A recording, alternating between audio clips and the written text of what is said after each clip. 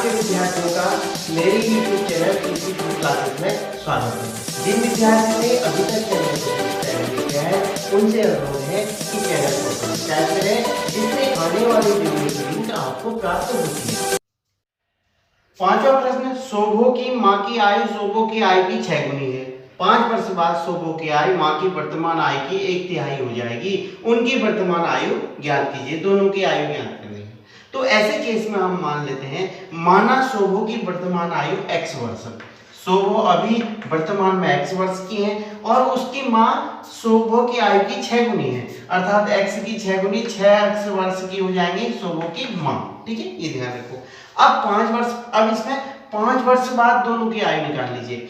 5 अभी शोभो x वर्ष की है तो 5 वर्ष बाद हो जाएंगी x धन 5 वर्ष की शोभो हो जाएगी। और शोभो की माँ कितने वर्ष की हो जाएगी? अभी शोभो की माँ 6x वर्ष की है तो 5 वर्ष बाद 6x धन 5 वर्ष की हो जाएंगी। ये ध्यान रखना है बस भाई, वर्तमान आयु में जो 5 वर्ष बाद होगा उसमें जोड़ देंगे, बाद वाले को जोड़ देते हैं। अब हमें प्रश्न क्या कह रहा है? प्रश्न कह रहा है कि 5 वर्ष बाद शोभो की आयु, 5 वर्ष बाद शोभो की आयु माँ की वर्तमान आयु की, उनकी माँ की वर्तमान आयु की 1/3 हो जाएगी। अर्थात 5 वर्ष बाद शोभो की आयु कितनी है? 5 वर्ष बाद शोभो की आयु हमने ले रखी है x धन 5 और माँ की वर्तमान आयु कितनी है? माँ की वर्तमान आयु है 6x। 6x का 1/3, 1/3 अर्थात 2x हो जाएगा। क्या हो जाएगा? 2x। तो 2x यहाँ पर है, x को उधर साइड ले जाएंगे, x 2x माइनस x बराबर 5। तो इसका मतलब x का मान प्राप्त हो जाएगा 5 वर्ष, अर्थात x 5 वर्ष हो गया। तो शोभो की वर्तमान आयु x बराबर 5 वर्ष प्राप्त होगी। इस प्रकार हम लिखेंगे शोभो की वर्तमान आयु x वर्ष बराबर वो प्राप्त हुई 5 वर्ष और शोभो की माँ की वर्तमान आयु 6x, 6 गुनी है 6 गुणा 5 अर्थात 30 वर्ष। तो शोभो 5 वर्ष की है और शोभो की माँ 30 वर्ष की। प्रश्न संख्या 6 है, महुली गांव में एक तंग आयताकार भूखंड विद्यालय बनाने के लिए सुरक्षित है।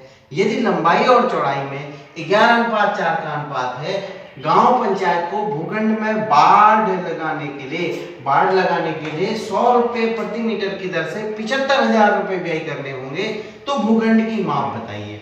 तो एक आयताकार भूखंड छोड़ा हुआ है महुली गांव में, तो उसकी लंबाई और चौड़ाई में 11:4 का अनुपात है, अर्थात माना 11x लंबाई है तो चौड़ाई हो जाएगी 4x।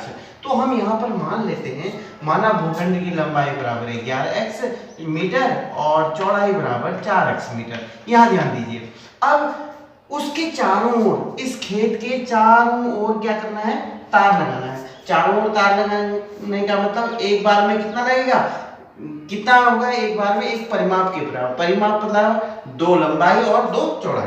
2 गुणा लंबाई 11x, चौड़ाई होगी 4x, 11 और 4 15x, 2 गुणा 15x अर्थात 30x मीटर जो है उसका परिमाप होता है। चारों ओर बाड़ लगाने में 1 मीटर का खर्च दिया है 100 रुपए, तो हमारा परिमाप निकला था 30x मीटर का खर्च हो जाएगा 30x गुणा 100 अर्थात 3000x रुपए खर्च होगा। यही 3000x रुपए है 75,000।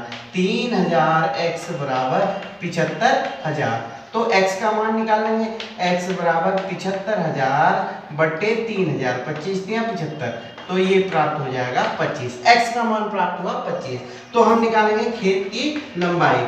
खेत की लंबाई बराबर हो जाएगी, ये जो हमने मान रखा था 11x अर्थात 11 गुणा 25, 25 से कम 25 और 25 से कम 25 और 2 27, 275 मीटर लंबा होगा खेत। और खेत की चौड़ाई बराबर हमने ले रखी थी 4x, क्योंकि 11 और 4 का अनुपात है, 4 गुणा 25 अर्थात 25 चक्को 100 मीटर। खेत की लंबाई बराबर 275 मीटर और चौड़ाई बराबर 100 मीटर। 275 और 100 में अगर हम अनुपात निकालेंगे तो 11:4 प्राप्त होगा। विद्यार्थियों, आपको वीडियो कैसी लगी कमेंट बॉक्स में अवश्य लिखिएगा। वीडियो अच्छी लगने पर अपने दोस्तों के साथ शेयर अवश्य कीजिएगा।